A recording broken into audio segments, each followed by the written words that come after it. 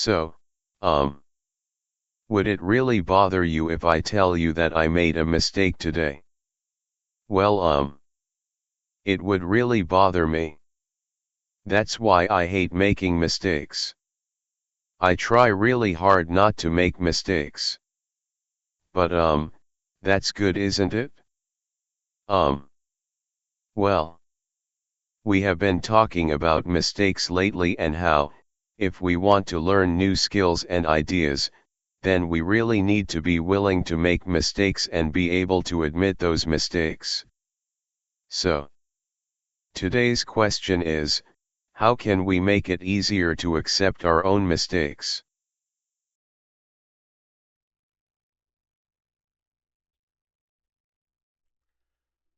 No one likes to make mistakes. When we make a mistake, our credibility drops. But we need to make mistakes and admit to our mistakes if we want to learn.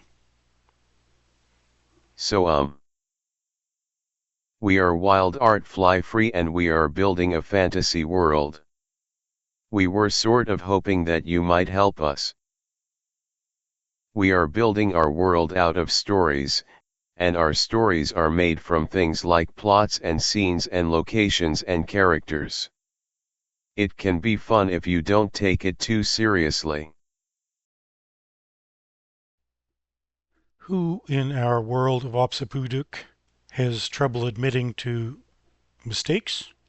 More importantly, who needs to change a major goal in their life? Sort of thing. So. Then Lineally was a mouse for some time. And then gradually a mouse who could speak. Because he spoke or acted some real truth. Then a giant mouse who could speak.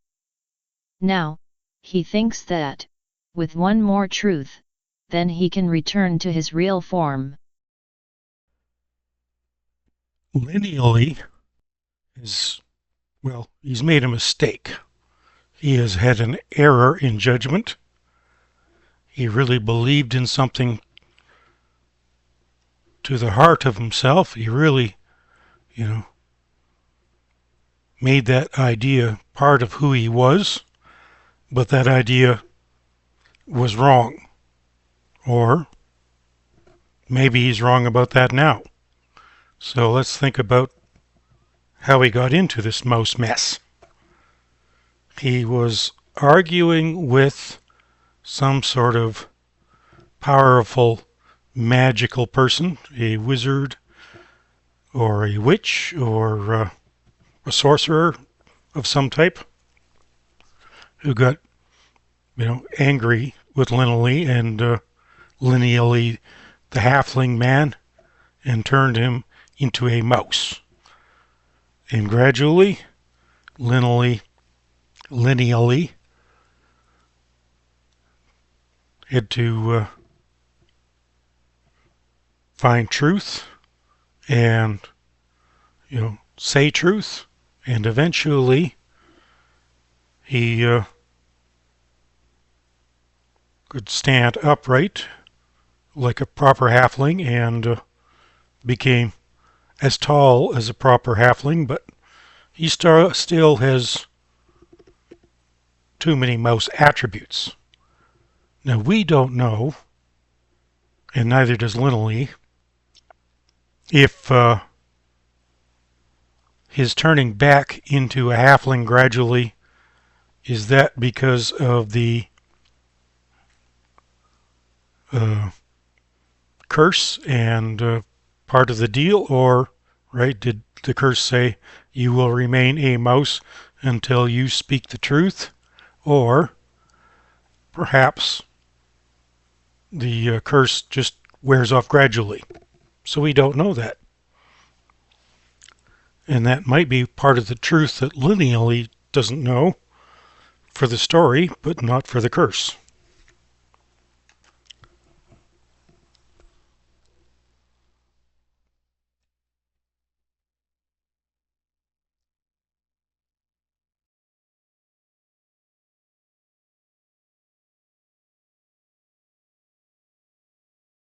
Sometimes when someone talks about one of our projects, they are nothing but criticism. So, they say things like, "You are doing a good job." It's just, "Well, how about this little bit could be quicker? And this little bit over here might be better further down." So, people say, "That's really good." But then they talk about stuff that isn't good. Okay. Now, let's think about when people have talked about what is good about our work.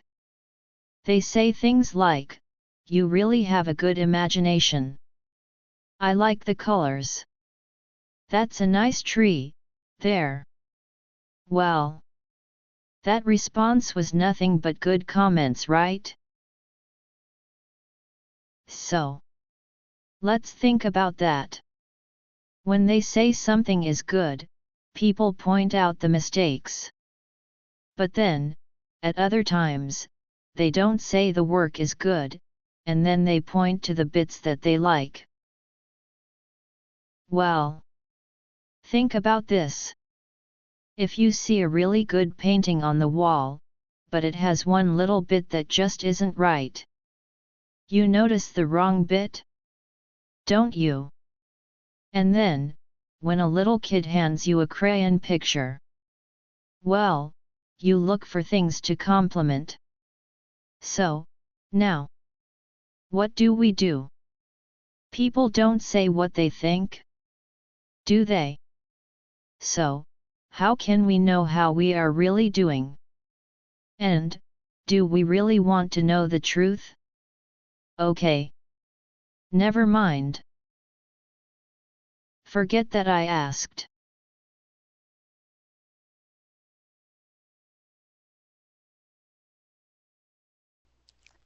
An idea becomes part of your self-concept, so you defend it. So we're talking about real strong beliefs here, right? This is what I believe, so I'm standing by it. And if I if I say this is a mistake, if I make a mistake, I have a mistaken belief about myself, then it's very challenging to change your mind about something that is a core belief in who you are.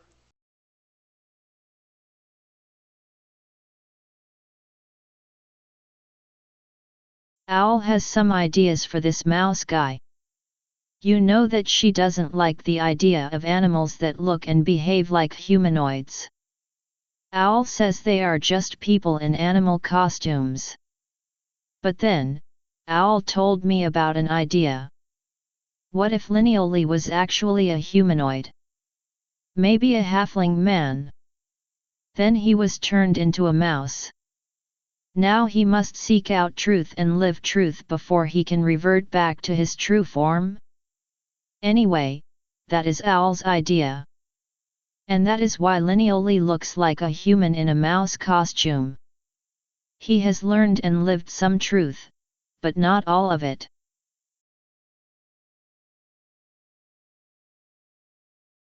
Then it's very challenging to change your mind about something that is a core belief in who you are, part of your self-concept. If you give up on the idea, you give up on a part of yourself. And that's a really bad feeling. In fact, it's part of how people behave all the time. They stick to what they believe, and if they start acting in a way that is different from what they believe in themselves, they feel very uncomfortable.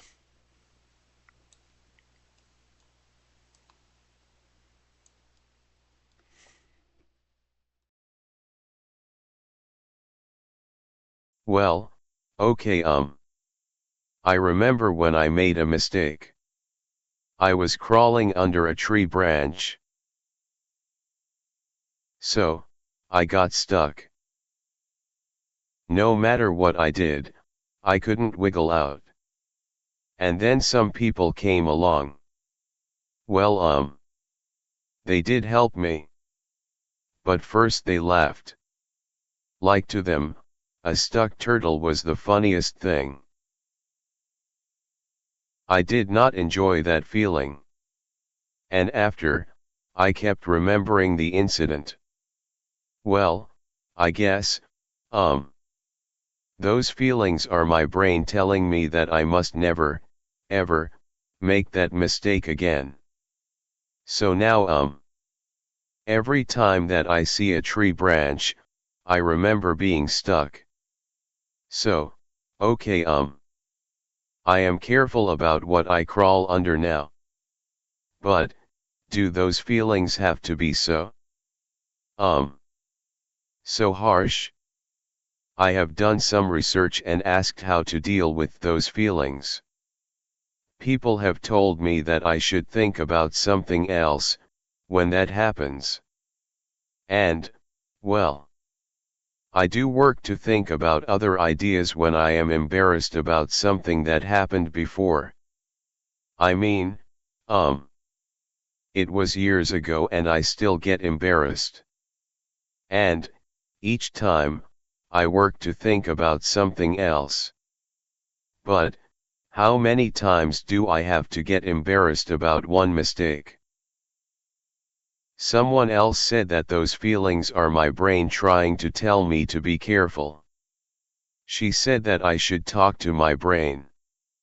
I should assure my brain that I will be sure not to get stuck under tree branches, ever again. I think maybe that helps the most. I just say to myself, self, we got this. We promise. We are not going under stuff unless we are certain that it is high enough. Okay.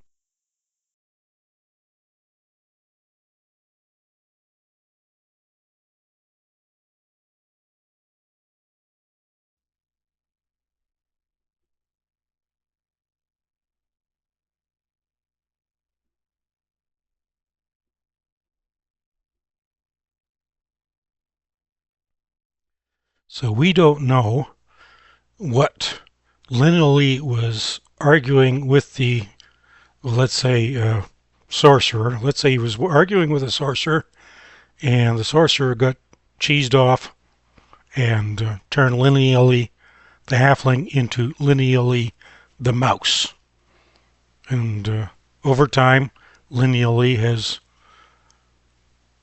grown back to full halfling size and has other proper halfling features, including walking, but he still looks like a mouse. So we should come up with what was Lineally arguing with the sorcerer about, what would make the sorcerer so angry, and what would Lineally change his mind about this whole thing, that he said he must have been wrong. Now he realizes he's wrong, and he's going about telling the truth. Now, as we come up to Lineally, one of the truths that he is proposing is that we should avoid using personal pronouns like I and me.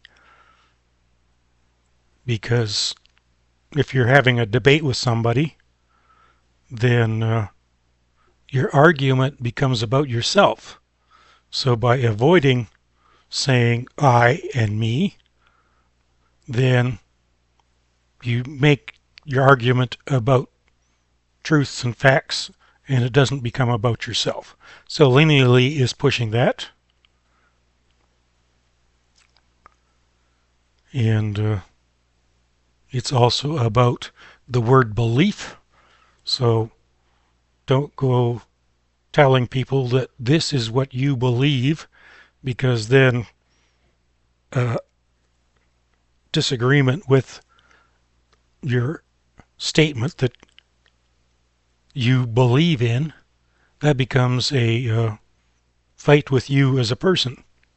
So instead of saying you believe something, you just say this idea is true, and the other person might say, no, that idea is false, but it's not about belief.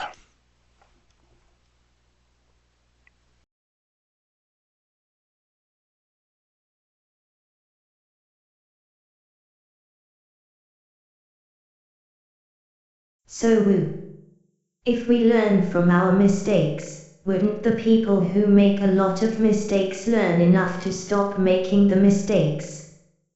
Well, following that logic, then maybe the people who keep making mistakes just have a thirst for learning. No. Probably not. Some people do seem to keep messing up, more than other people. Have you noticed? But then, there are some people who never seem to make a mistake. But, maybe, the people who seem to keep making mistakes, are just quicker to admit mistakes.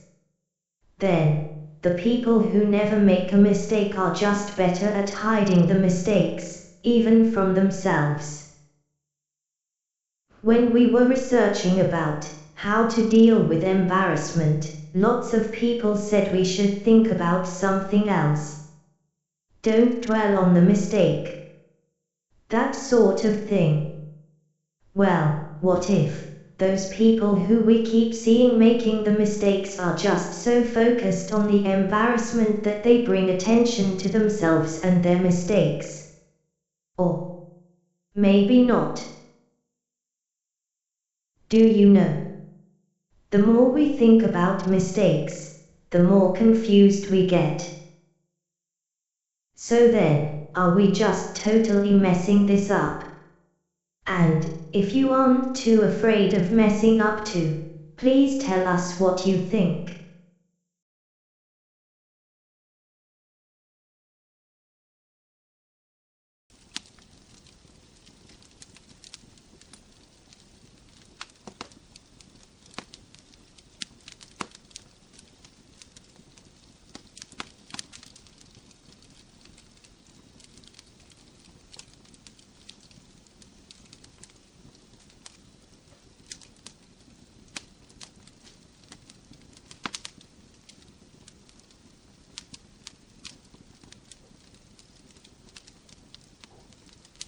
Lineally knew that he had no choice.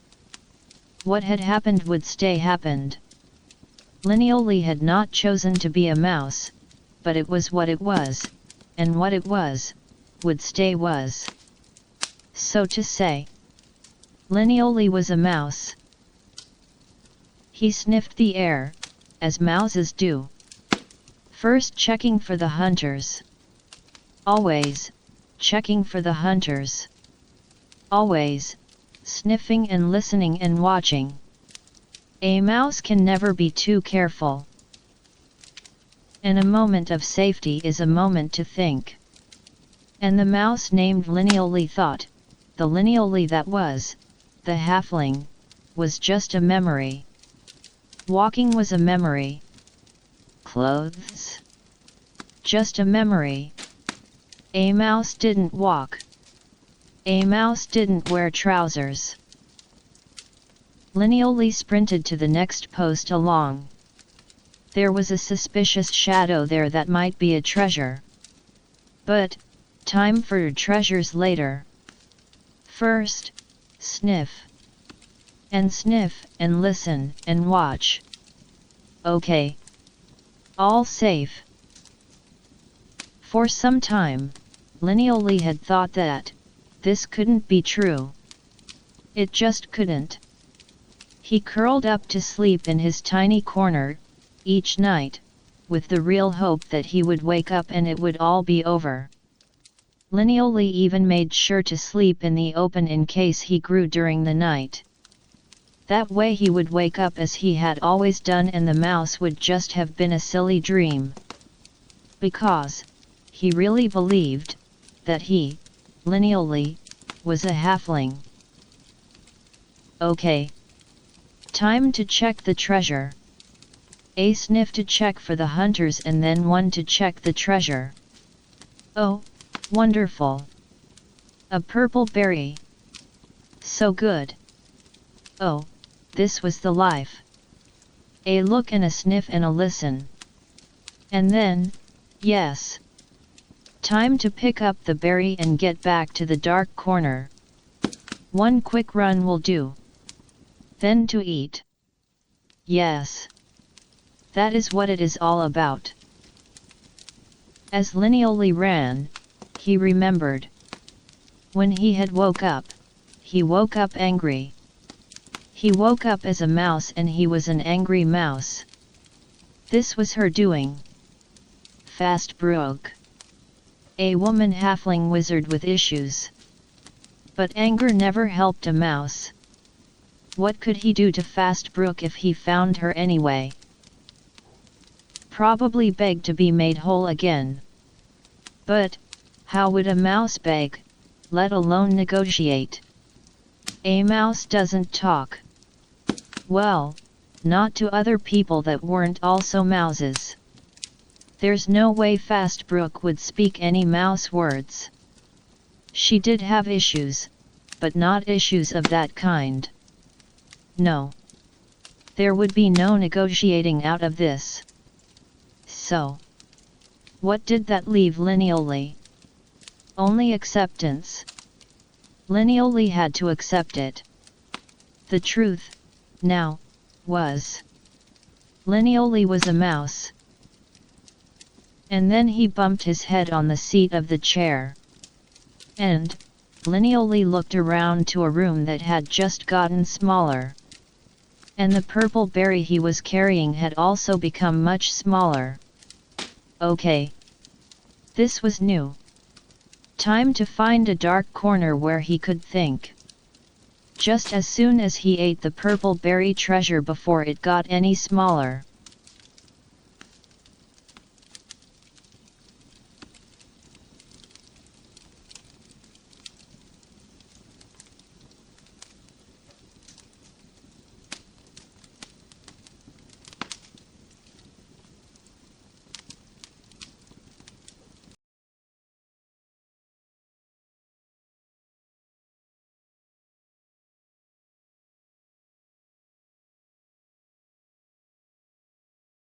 Hello and how are you? We have a question. Or maybe it is more of a puzzle. So then. So many of our characters are traveling west. We are thinking it is like the settling of the North American plains and prairie regions. But, we don't want to follow the history so closely. The North American West was emptied by disease and the extermination of the plains bison. Well, also, the population was quite sparse to start with, but, anyway. We don't want our story to be about that. So then. For the western side of Aldla, we need something more fantastical. And we are hoping to get some feedback about what was going on that left a lot of western Aldla free of people.